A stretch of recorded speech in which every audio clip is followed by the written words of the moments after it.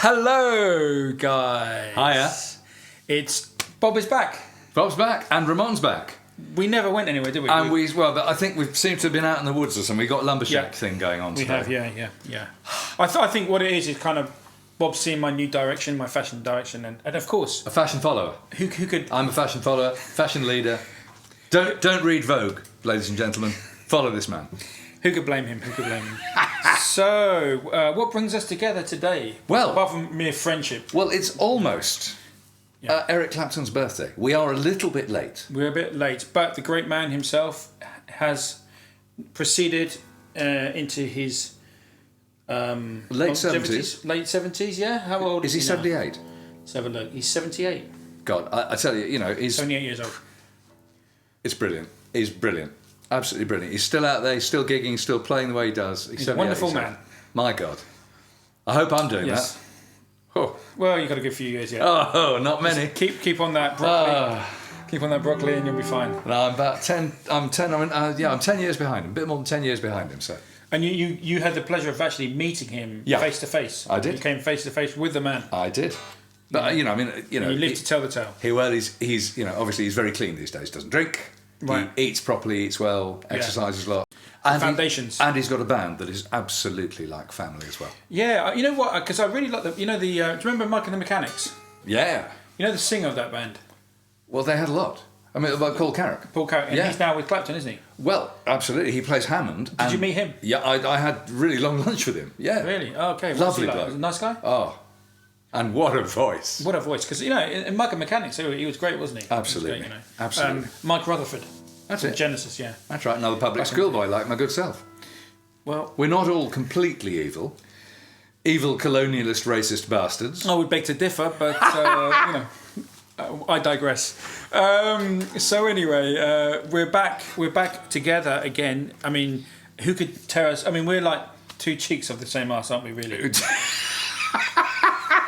We are, really. That's a better description than you know.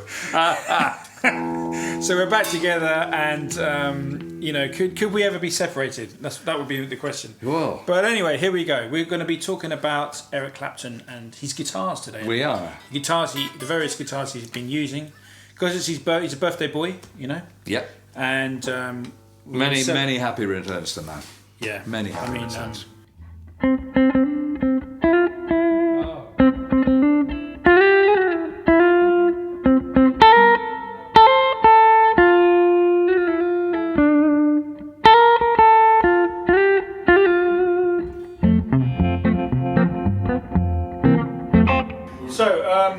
And we're going to start with his early life, when he was a mere, very small teenager, and he was basically, I think his first guitar was a harmony. Was it? Yeah, it was kind of a really nice, very elaborate, beautiful harmony guitar, and then of course he joined the Yardbirds and I'm just remembering this from the top of my head.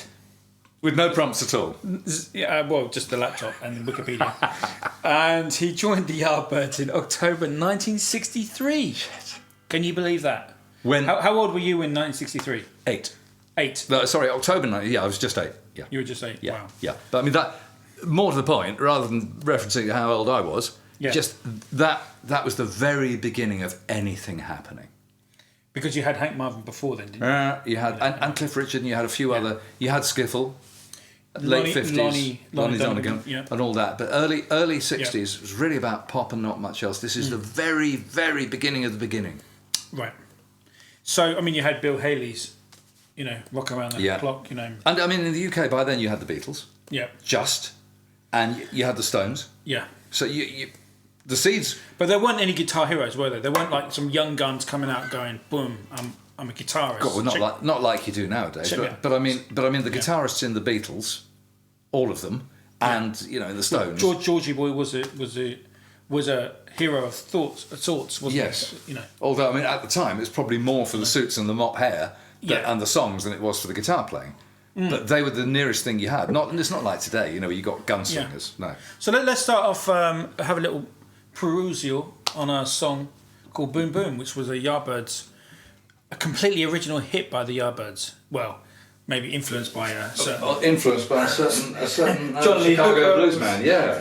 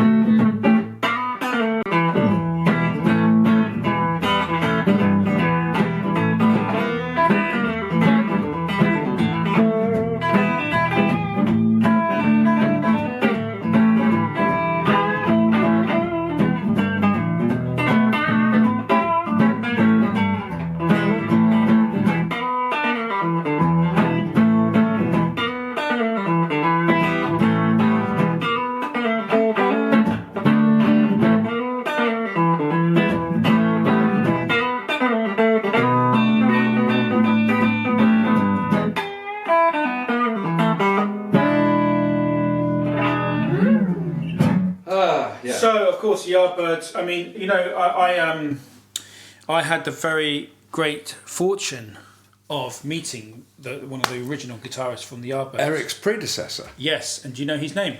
Topham. Yeah, actually, I was going to do some gigs. It's really sad because I went round to. I mean, I had a friend, James Ingham, who's sometimes on this channel. He also was friends with him, but I went round to his place and we rehearsed a whole set of music. You know, and he had this beautiful Telecaster which had been modified. I thought, you know, I'm the modifier of tellies, but this Top took it to another level, you know. And I'll flash up a photo of his Telecaster now. And basically, I went round to his place. He had a small flat in West London. Uh-huh. And he told me basically about, I wish I would have done an interview, because I was going to do that, an interview for the channel, but I didn't get round to it. And I just thought for the first meeting it wouldn't be cricket, you know. Yeah. So we discussed his whole life. Because he's a very flamboyant and interesting guy. He became a painter. He used to go in and paint, walls, murals. Right. Okay. That was his basic living. And what, proper installations in commercial premises and no, really like expensive fine art. Yeah, fine art. Oh, right. And Okay. do like kind of Greek gods. And, okay. And basically, but before then, his father had this amazing blues collection, and Eric Clapton used to go around. He was telling me this. Eric Clapton would go around his house and listen to Topham's dad's blues collection. That's how Clapton got into the blues. Because now, remember, you can listen to anything you want. You can literally call it up online. If it's not on Spotify, you can go onto YouTube, and some poor sap somewhere will have downloaded all that early blues, early prog, all the horrible stuff, as well as all the good stuff, right? Yeah. You can find anything you like. In those days, if somebody had a collection, and by a collection I mean a handful of these kind of records, they were a very rare bird. Yeah, and it's good to mention Top because unfortunately he passed away, I think, a month ago. That's sad. But anyway, and this is just before COVID. We're losing too many. I mean, my good friend Alan passed in January as well, Alan Darby. Yeah, Alan Darby. So it's not going to let up, guys. Now, death and taxes. But this is the interesting thing. So Top was telling me a few things, and he said he used to meet, and I don't know how this happened, but he used to come across Jimmy Page in West London every now and then, and they go and have a cup of tea. So Jimmy Page is walking around London and nobody recognises him. But imagine again, back to my thing about, if you had this access to this music, you had to fight for it and really go to specialist shops or order by post from America or buy albums from travelling servicemen and diplomats, things like that. And if you were in this club, I mean, there were only about 50 of you in the country. So you all knew each other, especially all the youngsters. Yeah. And they all happened to be somewhere around Surrey, which kind of helped. Yeah. Well, Top, the Surrey Delta. And what happened, Top was doing quite well as an artist, and he actually became an artist. And I think his father, was afraid that, with this young band, the Yardbirds, they were getting up to mischief, not earning any money. And so that's why Topham was basically pulled out by his dad. And hence Eric Clapton came in. Oh, really? Yeah. So it was a bit of a family thing, like, son, you've got to go and get a proper job now. Yeah, or study art. I mean, he went to I think he went to university and studied art. I mean, he was a Renaissance man. I came across Topham because he made an album for the Blue Horizon label, the British blues label. Was that the one where he's playing a 335? I don't remember. Because when I met Top said this. He goes, "I just like B.B. King. I just want to play like B.B. King." Because I said, what shall we do? What songs shall we do? He just said, I just want to do BB King. Right. So it was kind of like, every day I have the blue, all that stuff, That's what he really wanted to do. Right, okay. He wasn't interested in, because I was thinking, let's do For Your Love. And he was like, no, thank you. Well, mind you, as we're about to find, exactly. I mean, back in those days, the Yardbirds were a British blues derivative band. Yeah. And then they turned into a pop band. Which is why Clapton... Yeah. So let's do the next song, which is going to take us to the next band. I'm sure all of you guys will know. What is the next song?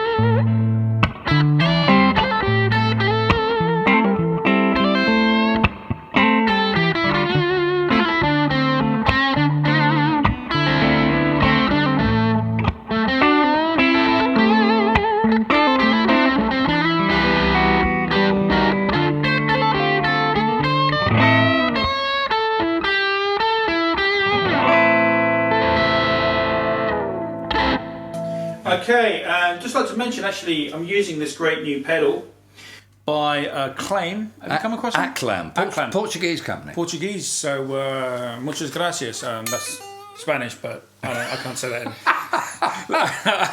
Muchas gracias. Two countries divided by an almost common language. So, but this is called The Woman Tone. The Woman Tone. And it's kind of meant to be like a Clapton sort of Marshall, full-blown Marshall sort of overdrive sound, Yeah. And... but anyway, that's kind of... It's quite a specialised pedal. It's beautifully finished. Original artwork in the Disraeli Gears style, in the Fool style. The Apple store looks like the old Apple store in Baker Street. Yeah. Facade stuff like that. All that. Yeah. I like that company because I think their pedal boards are some of the best pedal boards on the planet. They're all adjustable. They've got different ways of fixing stuff to them, and they're kind of modular, so you can expand them and contract them. You can change the tilt on them. They hold power supplies really well. It's a really, really good. Yeah, so I mean, it's. I mean, I haven't really spent much time dialing in, but it's.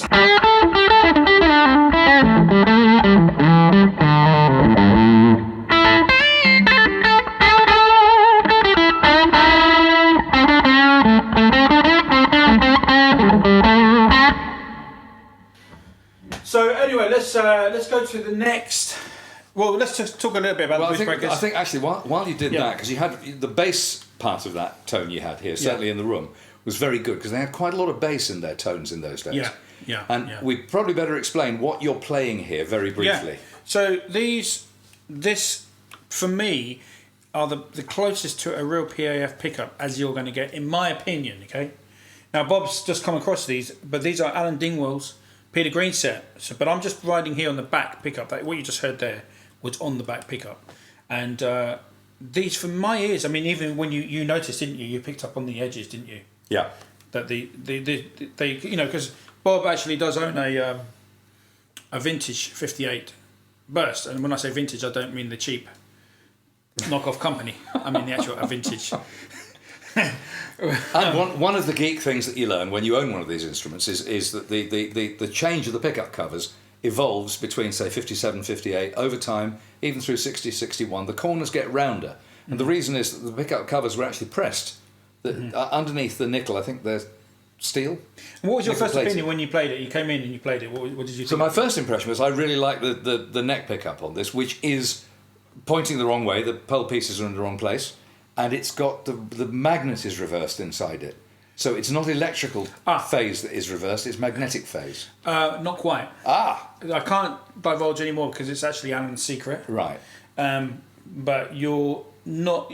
I mean, I don't even know myself, but there's something that everyone else has missed. But suffice to say, so my impression was, first of all, I love this neck pickup. It's really dynamic. It's warm without being muddy and all that, which for a Les Paul, anybody who's played a neck pickup on a modern Les Paul, it's just like putting a blanket over your head, right? This pickup, my impression was, you made it sound really great just now. I wasn't sure about this pickup. I thought it was a bit sharp and a bit nasty. But the real thing about this set is the middle position, which is, it's supposed to be the Peter Green middle position, right? And it's pretty good. And you know, you've done a demo of it. Yeah. Phil Harris has done a demo of it as well. He certainly has, yeah. And you know, they're both quite convincing. The kind of demos that make you want to go, I want to know more about that, rather than another humbucker. Yeah. I mean, for me, you know, I've also got his pickups and some Strats, and Alan's just the man, you know, as far as I'm concerned. Right, okay, let's talk a little bit about the Blues Breakers. Of course, the Marshall, the Les Paul, Clapton basically started everyone's career, you know, from Eddie Van Halen to even, you know, I was listening, and so are you. We were all listening to that Blues Breakers album to work out what to play on the guitar, learn the licks. And but I think what was interesting is he really found his voice coming from the Telecaster, which was more of a, you know, a Tele's a kind of rhythm instrument. But a pop in those days, a pop rhythm instrument. Nobody's really worked out how to play lead on it. Bit of Muddy Waters maybe, but not a lot.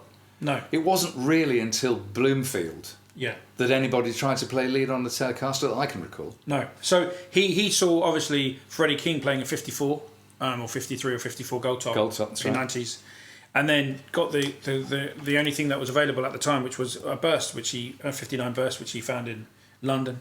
And that's where the whole thing started. And I mean, these things, if you think these things are rare now, in London in the early 60s, these were seriously rare.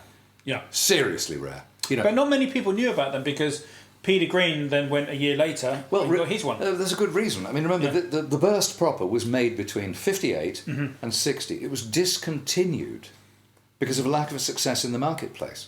It was actually turned from a Gold Top into a Sunburst to try and jack up its sales, right? Didn't really work. Only 1,275 or something in Sunburst were ever made. They discontinued it and they adopted the SG style. And the original SGs were supposedly Les Paul endorsed, same pickups, everything, right? Yeah. So this was a failed guitar. Yeah. And that was in America. And in England at the time, remember, there'd also been trade embargoes. So prior to about 60, probably 60, you couldn't import the stuff anyway for something to do with wartime reparations. And so these guitars were very rare. They almost all passed through Selmer's, the Selmer shop, which was the Gibson importer in those days. But the people you're talking about Clapton in those days. Keith Richard had the first, but I think he brought that in from the States himself on a Rolling Stones tour. Andy Summers, yeah. He had one. Yep, the Greenie one. The Greenie one was it year later? I think it came a little bit later. Yeah. The Jimmy Page one, quite a bit later. So you're talking about, you don't need two hands to count the number of these instruments in circulation. Clapton took the sound of this to his next project, which was meeting in actually Harlesden, near Harlesden, a rehearsal room with Jack Bruce and Ginger Baker, who'd both played with Graham Bond. Both played, and really important band. And Blues Incorporated with Alexis Corner and Cyril Davis. So basically, Clapton actually took the burst from the Blues Breakers into that, but unfortunately, on the first rehearsals near Harlesden, near Woolston Junction, and actually know the place where they rehearsed, it actually got stolen in that rehearsal room. It was that early on that it got stolen. Yeah, it was it was kind of like I did a research and I did a video on this, and it was actually a church hall. Where he got it stolen. You know, because that northwest part of London, which is not far from where I'm based. Yeah. That was a really important place because you had the Railway Tavern with, what was it called upstairs? Clute's Cleek. Yeah, Clute's Cleek. Yeah. Next to the Decca Recording Studios, both on the corner of Broadhurst. Yeah, Gardens. Because Harlesden is. And Decca was where the Beano album was recorded. Yeah, so Woolston Junction is like 10 minutes on the train from there. Literally two stops up the line. So that corridor in northwest London was really important. Yeah. Now this is something I can't remember because I've done videos on this in the past, but I think it was he managed to get another burst, and that burst was it the one he borrowed from Keith Richards? I can't remember. I know Andy Summers later sold him. That's right. His burst, but. Anyway, that's not important. The video is, what we're trying to say in the video is, he took that Les Paul, which wasn't, he obviously got the Blues Breaker one stolen, But on that first album, Fresh Cream, which we're going to do a little bit now, he took the Les.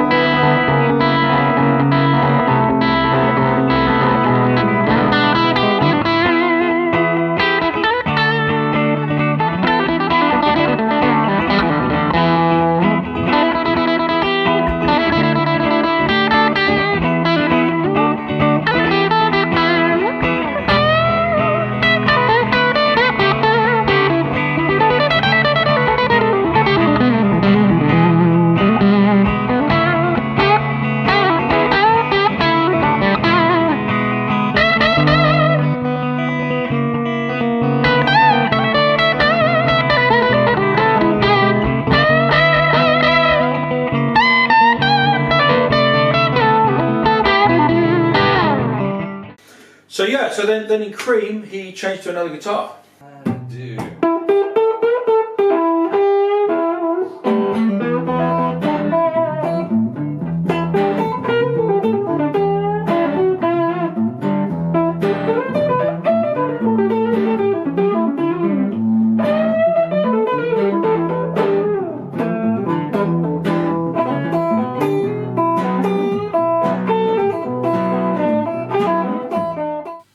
There's just some brilliant videos of Eric with that SG. I think with the Marshall stack, he was using the Marshall 4x8 by then, 8x12 by then, and that video that you mentioned. Well, the best thing about it is a lot of the mythology about this, certainly from the Beano days of his tone, comes from the fact that he turns up in the studio and he just plugged in and played the way he played live, which was had his Marshall Bluesbreaker combo dimed with the Les Paul, arguably debate going through a treble booster or not. Not. Right? Stories go either way.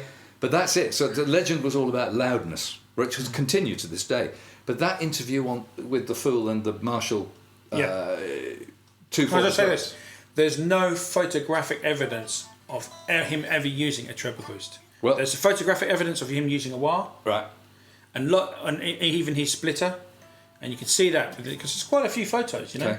And trust me, I've been through every single photo of my history videos. Anyway, I've never seen a treble boost. But the point here is that was all about volume, and something that's continued today. I still prefer to play at volume. I still think it's a better tone. Yeah, I mean, Clapton... But on that video, Clapton is sitting down with the Fool in front of the Marshall he's plugged into, a full stack, 8x12.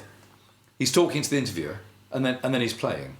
There's no way that you could do that if that stack was even warm, let alone wound up like they were. Yeah. So he's got the tone is coming out of the guitar and his hands at this volume. Yeah. Talking volume. It's amazing. Yeah.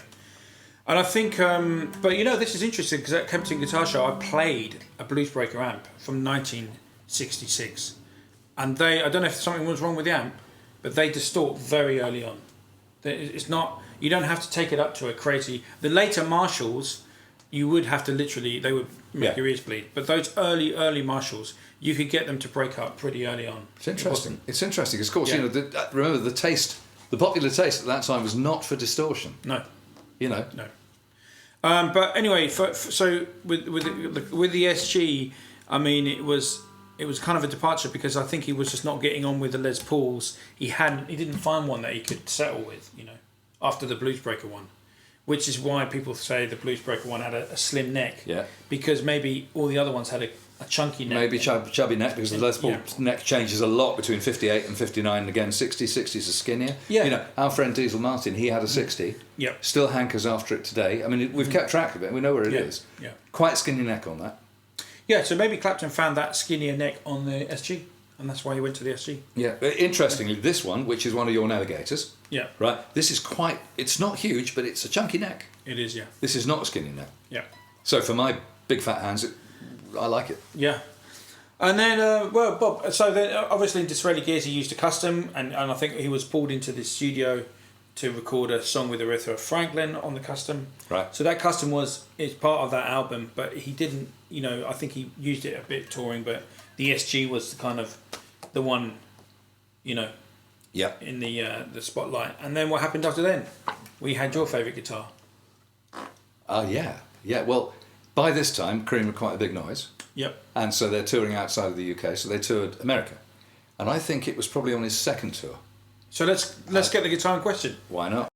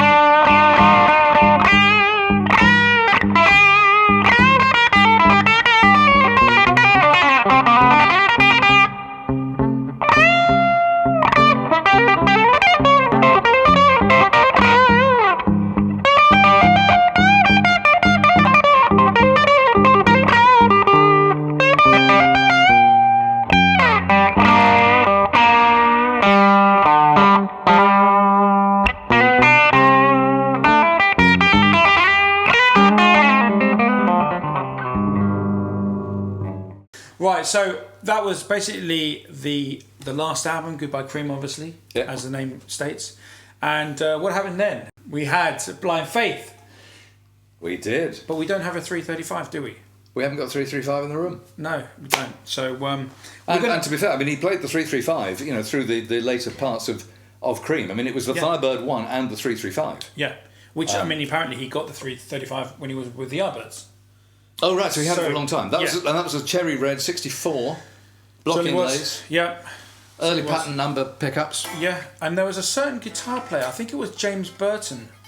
No, not James Burton, Jerry Donahue. Right. Who says that he was the one that sold that 335 to Clapton. Really? Yeah.